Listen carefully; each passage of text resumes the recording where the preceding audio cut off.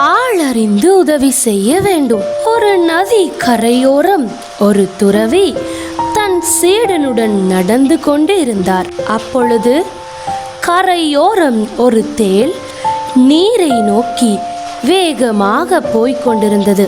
நீரின் அருகில் சென்றால் அது நீரோட்டத்தில் அடித்து செல்லப்பட்டு தன் உயிரை இழக்க நேரிடும். அதனால் அதை காப்பாற்ற முயன்ற துறவி அந்த தேளை தூக்கி நீரோட்டமில்லாத திசையில் விட முயன்று தேளை தூக்க தேள் துறவியை கொட்டியது. கீழே விழுந்த தேள் மறுபடியும் ஆற்றை நோக்கி செல்ல துறவி மறுபடியும் அதை காப்பாற்ற முயன்றார்.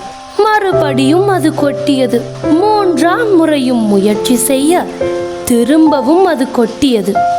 அப்போது சீடன் துறவியை பார்த்து, குருஜி, தேள் கொட்டும் என்று தெரிந்தும் அதை ஏன் காப்பாற்றுகிறீர்கள் என்று கேட்டான்.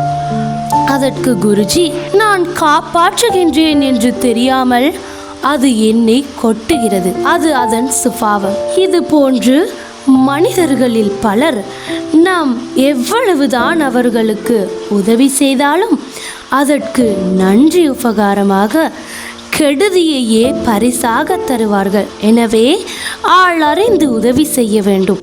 எந்த உயிர் என்றாலும் நாம் அதை காப்பாற்ற வேண்டும். மனிதனாக பிறந்தது எம் சுபாவம் என்று சொன்னாராம் குருஜி.